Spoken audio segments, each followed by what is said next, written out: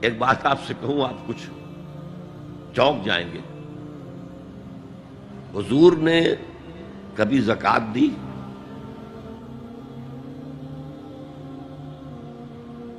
کبھی نصاب کے بقدر پیسہ آپ کے پاس جمع ہوا کہ آپ پر زکوٰۃ واجب ہوتی؟ کیسی عجیب بات ہے. ارکان دین میں سے ایک رکن سرے سے غائب. کبھی آپ نے مال رکھا ہی نہیں. حضور کا اسوہ ہم جانتے ہیں، مسواک کر لی ہے، پانچے جو ہے ٹخنے سے اوپر کر لیے ہیں، یہ اسوہ ہے. ہاں ہے، یہ بھی ہے، ٹھیک ہے، سنت ہے. اسوہ تو یہ ہے.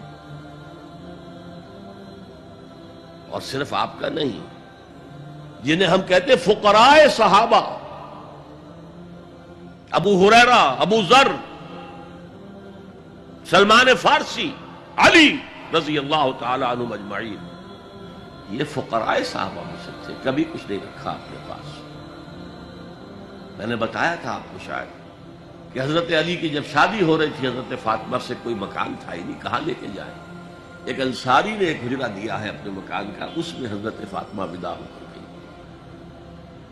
He didn't have any home. ابو ذر وہ تو دوسری انتہا کو چلے گئے تھے. قانون یہی ہے، حلال سے کماؤ، اگر ایک حد سے آگے بڑھ جائے تو زکوٰۃ دے دو، باقی تمہارے اختیار میں ہے. دینا چاہو دو، نہ دینا چاہو رکھو اپنے پاس. قانون اس سے زیادہ آپ کو پابند نہیں کرے گا. کبھی بھی آپ نے جبر نہیں کیا، ایمرجنسی میں بھی جبر نہیں کیا.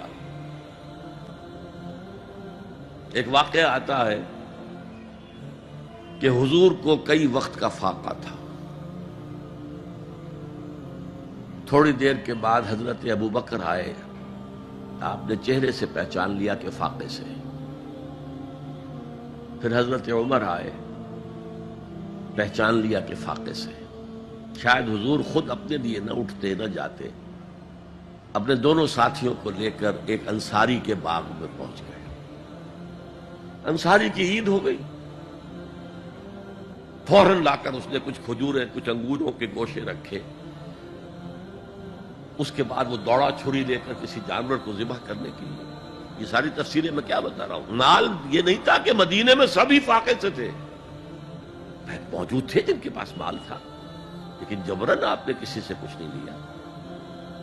جب وہ چھری لے کر چلا، فرمایا دیکھنا کسی دودھ والے جانور کو نہ ذبح کرنا. بہرحال کچھ دیر کے بعد وہ گوشت پکا کر لایا، روٹیاں رکھی. اس کے بعد حضور نے ایک روٹی پر چند بوٹیاں رکھ کر کہا یہ عائشہ کو دے آؤ، اسے بھی کئی وقت کا فاقہ ہے. اور پھر حضرت عمر کی طرف رخ کر کے کہا عمر یہ ہیں وہ نعمتیں جس کا حساب دینا پڑے گا اللہ کے ہاں. وَأَمَّا بِنِعْمَةِ رَبِّكَ فَحَدِّثْ، اور یہ جو فرمایا گیا الہاکم التکاثر میں، نعمتوں کا حساب لیا جائے. وَلَتُسْأَلُنَّ يَوْمَئِذٍ عَنِ النَّعِيمِ، فرمایا یہ نعمتیں. یہ ہے اصل میں انفاق کا معاملہ. آپ کے اس پر چھوڑ دیا گیا ہے. جتنا بھی آپ میں جذبہ ہے، جتنا بھی آخرت کا یقین ہے، اتنا ہی آپ پسند کریں گے کہ آخرت کے بینک میں جمع کرائیں، یہاں کے بینکوں میں کیوں جمع کرائیں. یہاں کتنا دے دیں گے آپ کو؟ 10%، 20%.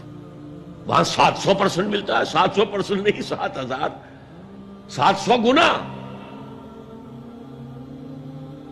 Why to keep it in these banks؟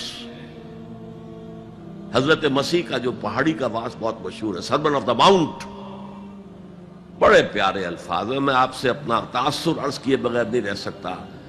جہاں تک مواعظ کا تعلق ہے، جو حضرت مسیح کے مواعظ آئے ہیں ان سے اونچے واعظ کوئی ممکن نہیں. اسی میں یہ جملہ بھی ہے، دیکھو اپنا مال زمین پر جمع نہ کرو. جہاں چوری بھی ہوتی ہے ڈاکہ بھی پڑتا ہے، کیڑا بھی خراب کرتا ہے.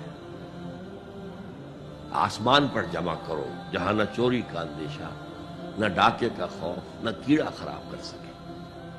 اس لیے کہ میں تم سے سچ کہتا ہوں کہ جہاں تمہارا مال ہوگا وہیں تمہارا دل ہوگا۔ مال یہاں ہوگا تو دل اٹکا ہوا ہوگا، اور فرشتے اس طرح گھسیٹ کر کھینچیں گے آپ کی جان کو جیسے کہ سیخ پر سے کباب کھینچا جاتا ہے۔ اور اگر دل وہاں لگا ہوا ہے جس کے لاکھوں کروڑوں ڈالر سوئس بینکس میں جمع ہے، اسے کہا جائے نکل جاؤ پاکستان سے، اسے کوئی تکلیف ہوگی؟ نکل جاؤ فلاں ملک سے، ملک بدل کرتے تمہیں کیا تکلیف؟ میرے بینک کے اندر پیسے ہیں۔